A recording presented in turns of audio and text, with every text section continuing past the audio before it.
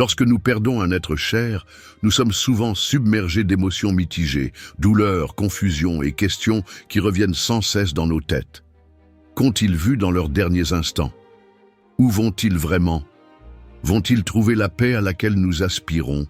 Ces questions sont comme une vague qui nous emporte, alors que l'amour que nous leur portons existe toujours, ne s'efface jamais, se transforme simplement en une forme différente, plus profonde et plus sacrée. Peut-être avez-vous vécu ce moment étrange où vous sembliez ressentir la présence du défunt. Une chaleur, une douce brise ou une sensation vague vous font croire qu'ils sont toujours quelque part, à vous observer. Si vous avez déjà ressenti cela, ce contenu est fait pour vous. Dans ce voyage, nous n'apportons pas d'opinion personnelle ni de vagues hypothèses. Nous sommes basés des histoires vraies, des témoignages de personnes qui ont vécu l'inexplicable. Mais par-dessus tout, nous nous tournons vers la Bible, la source des vérités éternelles, pour éclairer et trouver des réponses à ces mystères. Venez explorer avec nous, non seulement pour découvrir les phénomènes étranges qui se produisent dans les derniers instants de la vie, mais aussi pour nourrir l'espoir que, dans la foi et l'amour, la séparation n'arrivera jamais, c'est la fin. C'est un voyage spirituel, une invitation à entrer dans la lumière de la vérité et dans le réconfort de la parole de Dieu. Numéro 1. La rencontre avec des proches décédés. Dans les derniers instants de la vie, beaucoup de gens affirment voir à ceux qu'ils aimaient et qui ne sont plus là. C'est comme si, l'espace d'un bref instant, le voile entre ce monde et le suivant se levait, nous laissant entrevoir ce qui nous attend au-delà. Imagination, un adieu divin. Quoi qu'il en soit, ce phénomène est généralement chargé de paix et de confort, éliminant la peur et rapprochant la sérénité. Dans les Écritures, nous trouvons des références fascinantes. Par exemple, Luc 16, 22 nous dit « Et il arriva que le mendiant mourut et fut porté par les anges dans le sein d'Abraham. » Ce passage suggère qu'au moment crucial de la mort, nous ne sommes pas seuls. Nous sommes accueillis par ceux qui nous ont précédés. Et dans Ecclésiaste 12, 7, nous lisons « Et la poussière retourne à la terre telle qu'elle était, et l'esprit retourne à Dieu qui l'a donné. » Ce verset renforce l'idée d'un retour, non seulement au Créateur, mais peut-être aussi à une communion avec ceux qui nous attendaient. Les médecins et les infirmières qui travaillent avec des patients en phase terminale sont souvent témoins de quelque chose d'étonnant. Des personnes qui, juste avant de partir, commencent à interagir avec des êtres que personne d'autre ne peut voir. Ils parlent, ils sourient, ils se disent au revoir. Dans de nombreux cas, ils racontent des rencontres avec des proches décédés, décrivant des retrouvailles pleines d'amour et de joie. Le plus choquant est que ces épisodes ne peuvent pas toujours être attribués à des médicaments ou à des délires, puisque même ceux qui ne sont pas sous l'influence de drogues fortes ont vécu ces expériences. Au-delà du médical ou du spirituel, ces histoires soulèvent de profondes questions. Pourrait-il être le reflet du cerveau dans ces derniers instants? Ou peut-être un véritable bienvenu dans l'au-delà? Quelle que soit l'explication, l'impact émotionnel est indéniable. Pour ceux qui partent, ces visions semblent être un baume qui calme leur peur et remplit leur âme de paix. Et pour ceux qui restent, ils sont une source d'espoir. La certitude que les liens de l'amour ne sont pas rompus, même avec la mort. Ces histoires nous invitent à réfléchir sur la vie, l'amour et le lien que nous partageons avec ceux qui nous entourent. Le vrai sens de ces expériences est-il de nous rappeler que l'amour est éternel et qu'en fin de compte, nous ne sommes jamais vraiment seuls. Numéro 2, le détachement des biens matériels. Lorsque la vie terrestre commence à s'estomper, beaucoup font l'expérience de quelque chose de profondément transformateur, un détachement complet des possessions et des réalisations matérielles. Ce qui semblait autrefois si important, l'argent, la propriété, le statut, perd de son éclat face à l'éternité qui se profile. Pourquoi cela se produit-il? Peut-être parce que, dans ces moments-là, ce qui compte vraiment se révèle avec une clarté absolue. Dans Matthieu 6, 19 à 20, Jésus nous dit « Ne vous amassez pas des trésors sur la terre, où les mythes et la rouille détruisent, et où les voleurs pénètrent et volent, mais amassez-vous des trésors dans le ciel, où ni les mythes ni la rouille ne détruisent, et où les voleurs ne pénètrent pas et ne volent pas. Ces mots résonnent avec une force particulière dans les derniers jours de la vie, lorsque tout ce qui est matériel semble disparaître et que les priorités changent. Les médecins et les soignants des patients en phase terminale sont régulièrement témoins de ce phénomène. Les personnes qui ont consacré leur vie à accumuler des richesses ou à atteindre des objectifs terrestres se concentrent soudainement sur le spirituel, sur la guérison des relations, sur la recherche de la paix intérieure. Comme nous le lisons dans 1 Timothée 6,7, nous n'avons rien apporté à ce monde et nous ne pouvons rien en retirer. Une vérité simple mais forte qui, au seuil de la mort, prend un nouveau sens. Ce détachement n'est pas une résignation, mais une libération. Beaucoup décrivent un sentiment de soulagement, comme si un poids inutile était levé, leur permettant de se concentrer sur ce qui transcende vraiment, l'amour, le pardon et les liens humains. Il y a même ceux qui cherchent à utiliser leurs ressources pour faire le bien, en établissant un héritage qui reflète un changement dans leur vision de ce qui compte vraiment. Et nous? Sommes-nous en train d'amasser des trésors dans le ciel ou simplement de collecter des objets que nous ne pourrons finalement pas emporter avec nous? Ces histoires nous invitent à réfléchir profondément sur nos priorités, parce qu'il n'est pas nécessaire d'attendre le lit de mort pour valoriser l'éternel au détriment du temporaire. Nous pouvons, dès aujourd'hui, investir dans ce qui a vraiment du sens, l'amour, la gentillesse et l'impact positif que nous laissons sur les autres. Je vous invite à faire une pause et à réfléchir. Si vous avez déjà vécu la perte d'un être cher, pensez à partager votre expérience dans les commentaires. Vos paroles pourraient être un réconfort pour quelqu'un qui fait face à cette douleur en ce moment. Nous ne sommes pas seuls, ni dans la vie, ni dans la mort. Continuons. Troisièmement, la vue de votre propre corps d'en haut. L'un des phénomènes les plus intrigants rapportés par les personnes ayant vécu des expériences de mort imminente est la sensation de voir son propre corps d'en haut. Cette expérience hors du corps est décrite comme une séparation temporaire entre la conscience et le corps physique, permettant une perspective unique et surréaliste. Dans la Bible, nous trouvons des références à des expériences similaires dans 2 Corinthiens 12, 2-4. Paul raconte: « Je connais un homme en Christ qui, il y a 14 ans, a été enlevé jusqu'au 3e ciel. Que ce soit dans le corps ou hors du corps, je ne sais, Dieu le sait.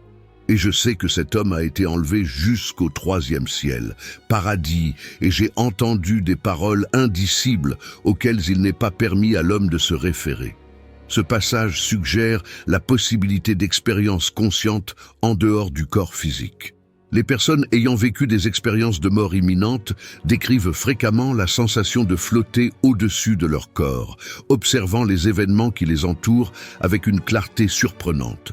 Beaucoup déclarent avoir vu des détails précis sur des procédures médicales, des conversations entre professionnels de la santé et même des événements survenus dans d'autres parties de l'hôpital, même lorsqu'ils sont cliniquement morts ou profondément inconscients. Dans Ecclésiaste 12:7, nous lisons « La poussière retourne à la terre telle qu'elle était, et l'esprit retourne à Dieu qui l'a donné. » Ce passage suggère une séparation entre le corps physique et l'esprit au moment de la mort. Peut-être que ces expériences hors du corps sont un aperçu de ce processus de séparation. Il est important de noter que ces expériences ne sont généralement pas effrayantes pour ceux qui les vivent. Au contraire, beaucoup rapportent un sentiment de paix et de tranquillité, comme s'ils étaient pris en charge par une présence aimante. Certains décrivent le sentiment d'être connectés à une source infinie de connaissances et de compréhension. Ces expériences hors du corps remettent en question notre compréhension conventionnelle de la nature de la conscience et de la relation entre l'esprit et le corps. Ils soulèvent des questions profondes. La conscience est-elle quelque chose qui peut exister indépendamment du cerveau physique? Notre existence transcende-t-elle le corps matériel? D'un point de vue scientifique, ces expériences sont difficiles à expliquer. Certains chercheurs suggèrent qu'ils pourraient être le résultat de processus neurologiques complexes qui se produisent lors de périodes de stress physiologique extrême. D'autres soutiennent que ces expériences prouvent que la conscience peut effectivement exister en dehors du corps physique. Quelle que soit l'explication, l'impact de ces expériences sur les individus qui les vivent est profond et durable. Beaucoup signalent un changement significatif dans leur vision du monde, une diminution de la peur de la mort et un sens renouvelé du sens de la vie. Pour beaucoup, ces expériences hors du corps sont une puissante confirmation de la réalité spirituelle. Ils suggèrent que notre existence ne se limite pas au corps physique et que la vie et la mort sont bien plus que ce que nous pouvons percevoir avec nos sens ordinaires. Ces expériences nous invitent à élargir notre compréhension de la nature, de la réalité et de notre propre existence. Ils nous rappellent qu'il y a peut-être plus de mystère dans l'univers que notre philosophie ne peut l'expliquer et nous encouragent à garder l'esprit ouvert à l'inconnu. Numéro 4, les visites en rêve pour les adieux. L'une des expériences les plus émouvantes racontées par les personnes ayant perdu un être cher est la sensation de recevoir des visiteurs en rêve. Ces expériences oniriques sont souvent décrites comme extraordinairement vivantes et réelles, laissant une impression profonde et durable sur ceux qui les vivent. Dans la Bible, nous trouvons plusieurs références à Dieu communiquant à travers les rêves. Dans Job 33, 15 à 16, nous lisons « Dans un rêve ou dans une vision nocturne, quand un sommeil profond tombe sur les hommes pendant qu'ils dorment au lit, alors il ouvre les oreilles des hommes et leur scelle son instruction. » Ce passage suggère que les rêves peuvent être un canal de communication spirituelle. De nombreuses personnes font état de rêves incroyablement réalistes dans lesquels elles peuvent interagir avec leurs proches décédés. Dans ces rêves, le défunt apparaît souvent en bonne santé, radieux et en paix. Les interactions sont décrites comme profondément émotionnelles et significatives, apportant souvent du réconfort, des conseils ou même la résolution de problèmes en suspens. Dans Actes 2:17, nous trouvons « Et dans les derniers jours, dit Dieu, je répandrai mon esprit sur toute chair, et vos fils et vos filles prophétiseront, vos jeunes gens auront des visions, et tes vieillards feront des rêves. » Ce passage suggère que les rêves peuvent être un moyen de révélation spirituelle. Il est important de noter que ces expériences ne doivent pas être confondues avec les pratiques nécromantiques ou les tentatives de communication avec les morts, découragées dans les Écritures. Au lieu de cela, beaucoup les voient comme un don du Créateur, une forme de réconfort et de guérison pour ceux qui restent. Ces visites de rêve apportent souvent un sentiment de clôture et de paix aux personnes endeuillées. C'est comme si une dernière occasion était donnée de dire au revoir, d'exprimer son amour ou de recevoir le pardon. Pour beaucoup, ces expériences sont une puissante confirmation que l'amour et les liens qui nous unissent transcendent la mort physique. Les psychologues et les thérapeutes qui travaillent avec des personnes en deuil rapportent fréquemment le pouvoir de guérison de ces rêves. Ils peuvent aider dans le processus de deuil, en apportant du réconfort et en aidant les personnes à gérer leurs émotions de manière saine. Scientifiquement, ces rêves peuvent être considérés comme une manifestation du processus de deuil du cerveau, un moyen pour notre esprit de gérer la perte et de chercher une solution. Cependant, pour beaucoup de ceux qui en font l'expérience, ces rêves ont une qualité qui va au-delà de la simple activité cérébrale et ressemble à de véritables rencontres avec des êtres chers décédés. Quelle que soit la façon dont ils sont interprétés, ces rêves ont un impact profond et positif sur la vie de nombreuses personnes en deuil. Ils offrent du réconfort, aident au processus de guérison émotionnelle et offrent souvent une nouvelle perspective sur la vie et la mort. Ces expériences nous rappellent l'importance des liens affectifs que nous nouons tout au long de la vie. Ils suggèrent que l'amour et les liens que nous établissons peuvent avoir un impact qui va au-delà de l'existence physique, nous touchant même après la mort. Ces visites oniriques nous invitent à réfléchir sur la nature de la conscience, la réalité des liens émotionnels et la possibilité qu'il y ait plus dans l'existence que ce que nous pouvons percevoir dans notre vie quotidienne.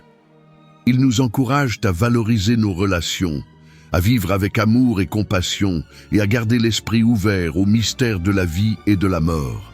Numéro 5. Une revue de vie sous forme de film.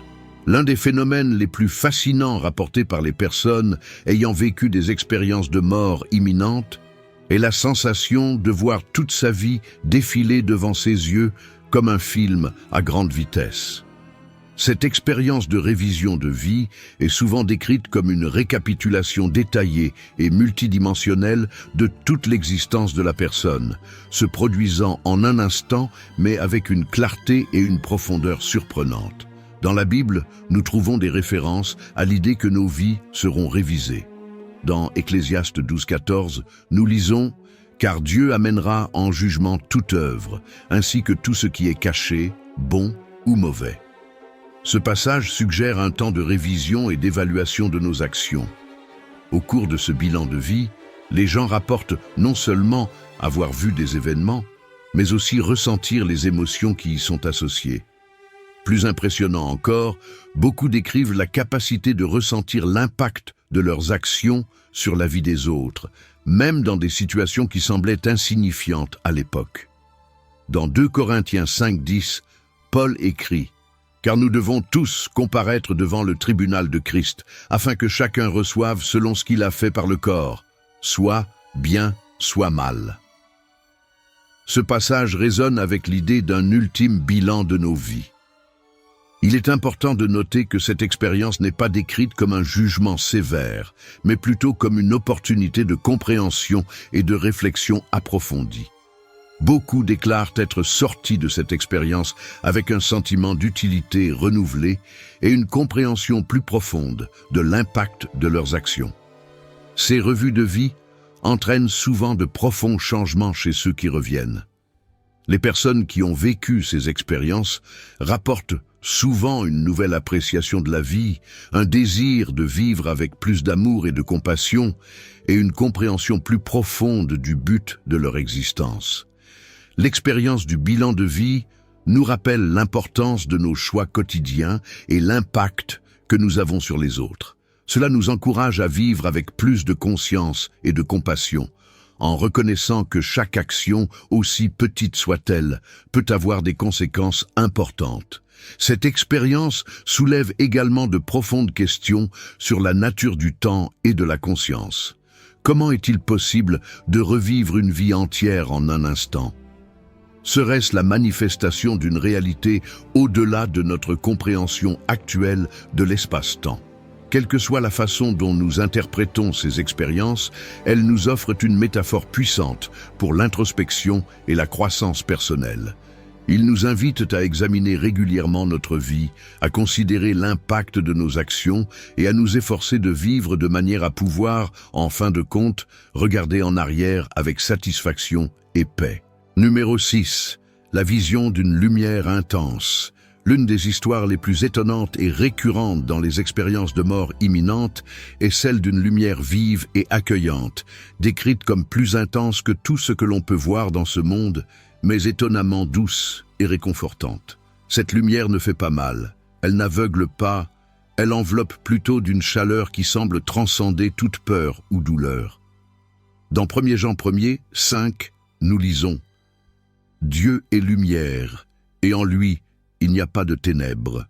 Est-il possible que cette lumière soit le reflet de l'essence même du Créateur? Ceux qui l'ont vécu affirment qu'en sa présence, ils ressentent une paix indescriptible, un amour pur et inconditionnel, comme s'ils retournaient dans une maison qui les attendait toujours. Jésus lui-même, dans Jean 8,12, déclare « Je suis la lumière du monde. Celui qui me suit ne marchera pas dans les ténèbres, mais aura la lumière de la vie. » Cette affirmation semble prendre vie dans les récits de ceux qui ont frôlé la mort. Beaucoup décrivent cette lumière comme une présence consciente, presque divine, capable de communiquer sans parole, de transmettre une sagesse et une compréhension à un niveau qui dépasse tout ce qui est terrestre. Il est courant que cette rencontre avec la lumière marque un moment de décision. Retourner à la vie physique ou continuer vers cette éternité lumineuse.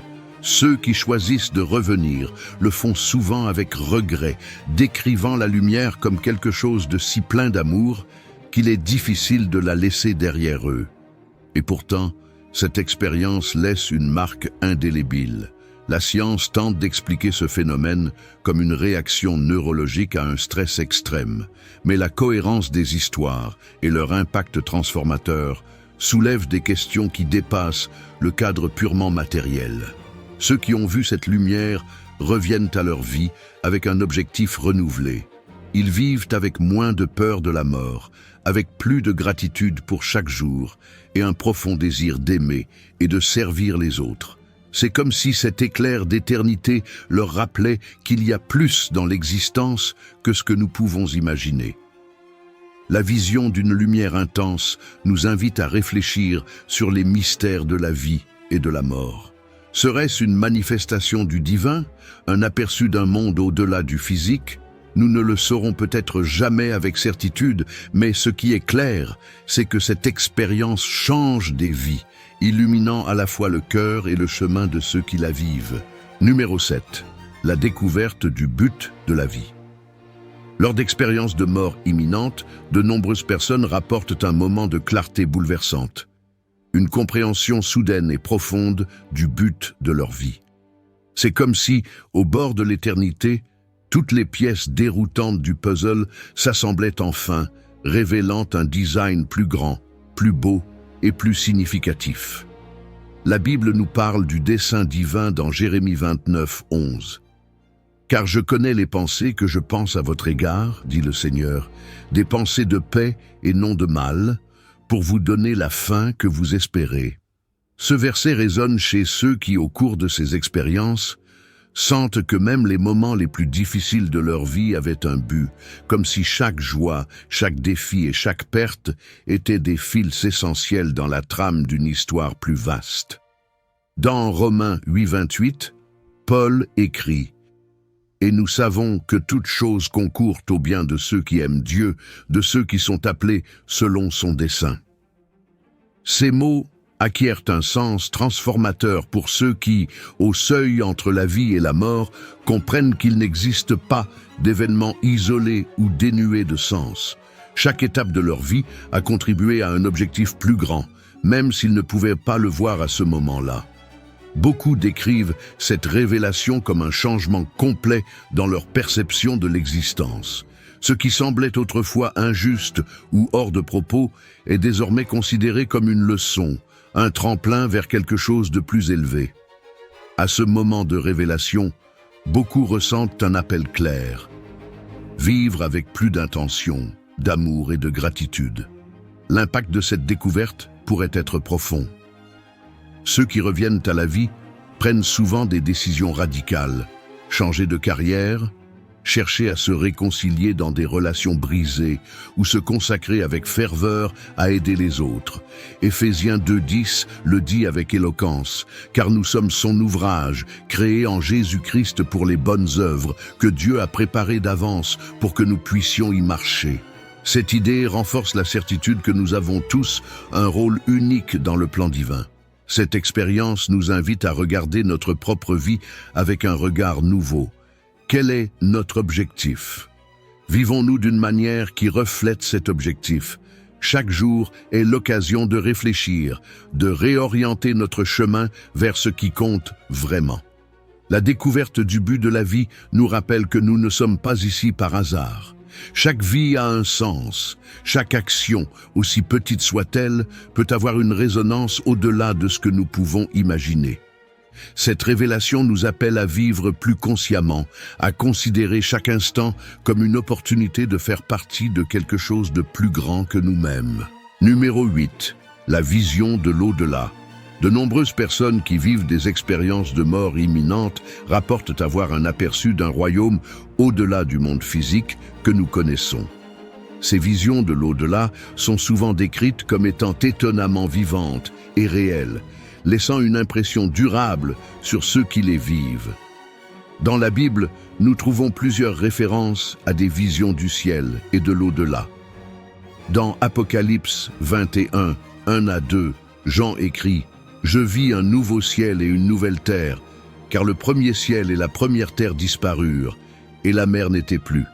Et je vis la ville sainte, la nouvelle Jérusalem, descendant du ciel de Dieu, préparée comme une épouse parée pour son mari. » Ce passage offre une vision poétique de ce qui peut exister au-delà de notre réalité terrestre. Ceux qui déclarent avoir vu l'au-delà décrivent souvent un lieu d'une beauté indescriptible, d'une paix profonde et d'un amour inconditionnel. Beaucoup parlent de couleurs plus vibrantes que tout ce qui existe sur Terre, de musique céleste et d'un sentiment d'appartenance et d'acceptation totale. Dans 2 Corinthiens 12, 2 à 4, Paul raconte une expérience similaire. Je connais un homme en Christ qui, il y a 14 ans, fut enlevé jusqu'au 3e ciel. Que ce soit dans le corps ou hors du corps, je ne sais, Dieu sait. Et je sais que cet homme a été enlevé au paradis et a entendu des paroles ineffables qu'il n'est pas permis à l'homme de prononcer. Ce passage suggère que des domaines d'existence au-delà de notre norme peuvent exister. Beaucoup de ceux qui ont ces visions de l'au-delà rapportent des rencontres avec des êtres de lumière, souvent interprétés comme des anges ou des guides spirituels. Ces êtres sont décrits comme aimants et sages, offrant conseil et réconfort. Dans Hébreux 1er, 14, nous lisons à propos des anges. Ne sont-ils pas tous des esprits au service, envoyés pour servir en faveur de ceux qui seront héritiers du salut? Ce passage suggère qu'il peut y avoir des êtres au-delà de notre réalité physique qui jouent un rôle dans notre voyage spirituel. Il est important de noter que ces visions de l'au-delà varient d'une personne à l'autre et sont souvent influencées par le contexte culturel et religieux de l'individu. Cependant, il existe des thèmes communs qui transcendent les barrières culturelles. Le sentiment de paix, l'amour inconditionnel et la perception d'une réalité plus grande et plus significative. Ces visions de l'au-delà ont un impact profond sur ceux qui les vivent.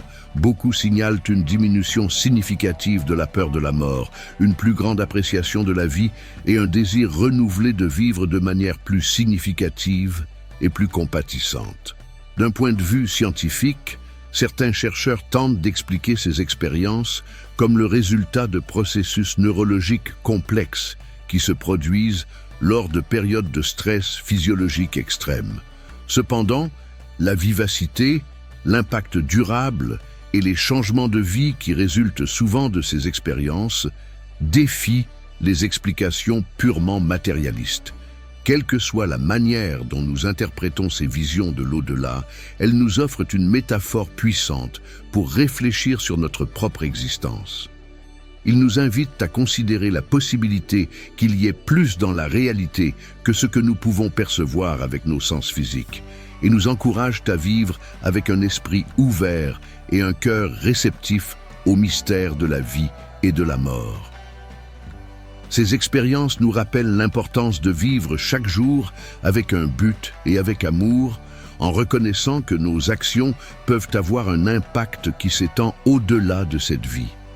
Ils nous encouragent à cultiver des qualités telles que la compassion, le pardon et la gratitude, que beaucoup décrivent comme étant essentielles à la réalité qu'ils entrevoient au-delà. Numéro 9, la rencontre avec Dieu. Le point culminant de nombreuses expériences de mort imminente est décrit comme une rencontre directe avec une présence divine. Cette rencontre est fréquemment racontée comme une expérience d'amour inconditionnel, d'acceptation totale et de compréhension absolue qui transcende tout ce que l'on expérimente dans la vie terrestre. Dans la Bible, nous trouvons plusieurs références à des rencontres avec Dieu. Dans Exode 33:20, Dieu dit à Moïse « Tu ne pourras pas voir ma face, car personne ne me verra et ne vivra. » Ce passage suggère qu'une rencontre directe avec le divin dépasse la capacité humaine normale de compréhension et d'expérience.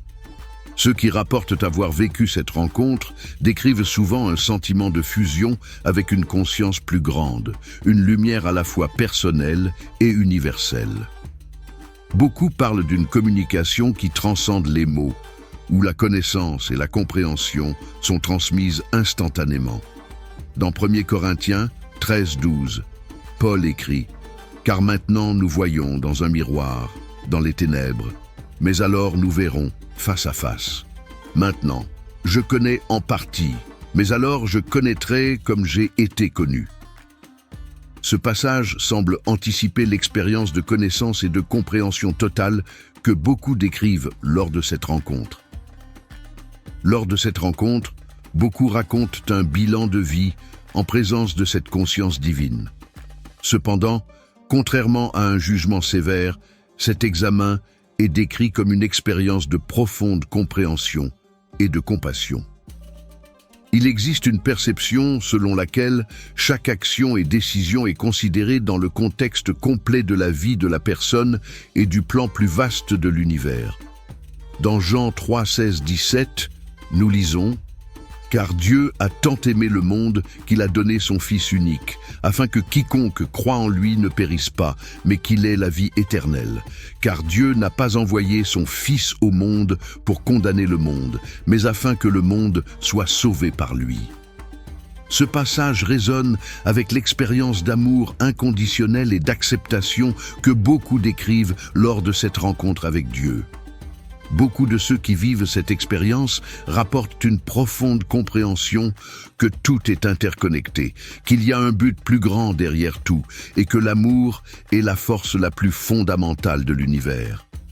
On a souvent le sentiment que cette rencontre est un retour à la maison, une reconnaissance de notre vraie nature et de notre origine.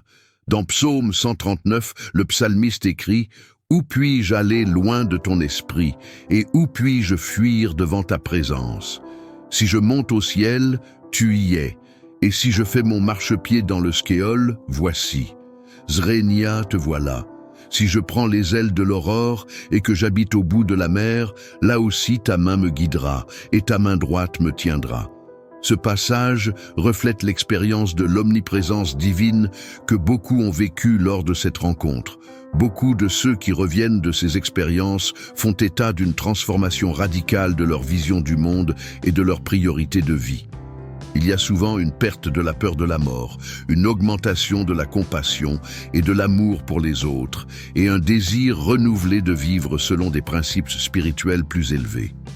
Dans 2 Corinthiens 3:18, Paul écrit « C'est pourquoi nous tous, le visage découvert, contemplant comme dans un miroir la gloire du Seigneur, sommes transformés de gloire en la même image, comme par l'Esprit du Seigneur. » Ce passage semble capturer la nature transformatrice de cette rencontre divine. Il est important de noter que même si bon nombre de ces expériences sont décrites dans des termes qui correspondent à des traditions religieuses spécifiques, il existe une universalité notable dans les thèmes centraux de l'amour, de l'acceptation et de l'interconnexion qui transcendent les barrières culturelles et religieuses. Scientifiquement, ces expériences remettent en question notre compréhension actuelle de la conscience et de la réalité. Certains chercheurs suggèrent qu'ils pourraient être le résultat de processus neurologiques complexes survenant lors de périodes de stress physiologique extrême. D'autres soutiennent que la cohérence et l'impact profond de ces expériences révèlent une réalité au-delà du physique que notre science actuelle ne peut pas encore expliquer pleinement. Quelle que soit la façon dont nous interprétons ces expériences, elles nous offrent une métaphore puissante pour réfléchir sur notre propre existence et notre place dans l'univers. Ils nous invitent à considérer la possibilité d'une réalité plus grande et plus profonde que ce que nous percevons normalement dans notre vie quotidienne. Numéro 10. La sensation de choix. Parmi les récits les plus bouleversants des personnes ayant vécu des expériences proches de la mort, un thème revient avec insistance, la sensation d'être placé face à un choix. Dans cet espace mystérieux, suspendu entre la vie terrestre et ce qui semble être l'au-delà, beaucoup relatent un moment d'une clarté presque divine. Ils se retrouvent devant une décision capitale, retourner dans le monde des vivants ou avancer vers la lumière et la paix qui les entourent. La Bible illustre ce concept de manière poignante dans Deutéronome 30:19. « J'en prends aujourd'hui à témoin les cieux et la terre. » J'ai mis devant toi la vie et la mort, la bénédiction et la malédiction. Choisis donc la vie, afin que toi et ta descendance viviez. » Ce passage fait écho au récit de ceux qui ont approché la frontière entre deux mondes. Le choix qu'ils décrivent ne semble pas uniquement personnel. Il a aussi des répercussions profondes sur leurs proches, ceux qui dépendent de leur amour et de leur présence.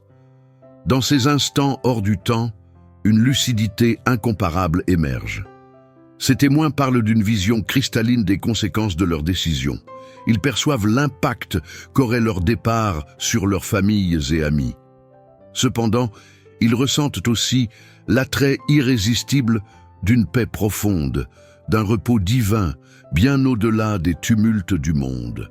Cela rappelle les paroles de l'apôtre Paul dans 2 Corinthiens 5:8. « Nous avons pleine confiance et nous aimons mieux quitter ce corps pour aller demeurer auprès du Seigneur. » Ce verset reflète ce dilemme universel, l'aspiration à une perfection céleste face au poids des responsabilités terrestres. Numéro 10. La sensation de choix. Parmi les récits les plus bouleversants des personnes ayant vécu des expériences proches de la mort, un thème revient avec insistance, la sensation d'être placé face à un choix. Dans cet espace mystérieux, suspendu entre la vie terrestre et ce qui semble être l'au-delà, beaucoup relatent un moment d'une clarté presque divine. Ils se retrouvent devant une décision capitale, retourner dans le monde des vivants ou avancer vers la lumière et la paix qui les entoure. La Bible illustre ce concept de manière poignante dans Deutéronome 30:19. « J'en prends aujourd'hui à témoin les cieux et la terre. J'ai mis devant toi la vie et la mort, la bénédiction et la malédiction. Choisis donc la vie, afin que toi et ta descendance viviez. » Ce passage fait écho au récit de ceux qui ont approché la frontière entre deux mondes. Le choix qu'ils décrivent ne semble pas uniquement personnel. Il a aussi des répercussions profondes sur leurs proches, ceux qui dépendent de leur amour et de leur présence. Dans ces instants hors du temps, une lucidité incomparable émerge. Ces témoins parlent d'une vision cristalline des conséquences de leurs décisions. Ils perçoivent l'impact qu'aurait leur départ sur leur famille et amis. Cependant, ils ressentent aussi l'attrait irrésistible d'une paix profonde, d'un repos divin, bien au-delà des tumultes du monde. Cela rappelle les paroles de l'apôtre Paul dans 2 Corinthiens 5:8. « Nous avons pleine confiance et nous aimons mieux quitter ce corps pour aller demeurer auprès du Seigneur. » Ce verset reflète ce dilemme universel. L'aspiration à une perfection céleste face au poids des responsabilités terrestres. Pourtant, certains témoignages vont plus loin. Ils décrivent une voix douce mais ferme, une présence aimante qui les invite à rester. Cette voix leur indique que leur heure n'est pas encore venue, que leur mission n'est pas terminée. Jean 7:6 illustre cette vérité intemporelle. « Mon heure n'est pas encore venue, mais votre temps est toujours prêt. » Ces mots nous rappellent que chaque vie a un but précis et un moment déterminé dans le plan de Dieu. Ces expériences laissent des marques indélébiles. Ceux qui reviennent témoignent souvent d'un profond changement intérieur. Ils parlent d'un nouveau souffle, d'une seconde chance pour vivre avec intention, amour et gratitude. Ce retour les pousse à réévaluer leurs priorités. Ils se concentrent davantage sur leurs relations, recherchent des voies pour servir les autres et cultivent une connexion plus profonde avec le divin. Ce phénomène nous invite également à réfléchir sur notre propre usage du libre arbitre. Chaque jour, nous faisons des choix, parfois inconscients, mais qui influencent non seulement notre vie, mais aussi celle des autres. Sommes-nous véritablement alignés avec notre raison d'être? Nos décisions reflètent-elles notre foi et notre engagement envers un but supérieur? La sensation de choix au bord de la mort est bien plus qu'un simple moment d'introspection. C'est une invitation à vivre chaque instant avec conscience et gratitude. Elle nous rappelle que le temps est précieux, qu'il ne doit pas être gaspillé, et que même les plus petits actes peuvent avoir des répercussions durables dans l'éternité. Finalement, ce n'est pas uniquement le choix que nous faisons dans des moments critiques qui importent. Ce sont également les décisions quotidiennes, les choix d'aimer, de pardonner, de tendre la main, qui construisent une vie empreinte de sens et de beauté. Aujourd'hui, quelles décisions prendrons-nous pour honorer ce don de la vie? Réflexion et prière. Tout au long de cette vidéo, nous avons exploré 10 expériences extraordinaires vécues par ceux qui ont frôlé la mort. De la lumière éclatante qui les enveloppe à la rencontre avec des êtres chers disparus, chaque récit offre une nouvelle perspective sur la vie, la mort et l'éternité. La Bible, en tant que guide spirituel, éclaire ces récits en nous rappelant que chaque existence a une signification, un but qui dépasse notre compréhension immédiate. Ces témoignages m'amènent à apprécier davantage le présent. Ils me rappellent que les relations humaines surpassent de loin les accomplissements matériels et que même les gestes les plus simples de bonté peuvent avoir un impact éternel. Chaque journée est un don et chaque défi peut cacher un enseignement précieux. Savoir que nous ne sommes jamais seuls, ni dans la vie ni dans la mort, est une source de réconfort et d'espérance. Cela me pousse à réfléchir à l'immense responsabilité qu'est le libre arbitre, ce don sacré que Dieu nous confie pour que nous puissions vivre dans l'amour, la foi et la gratitude. Nous n'avons pas à craindre la mort.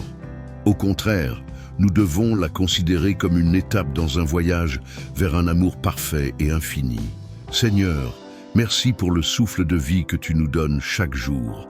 Merci pour les leçons que nous trouvons dans chaque expérience, même celles qui semblent difficiles.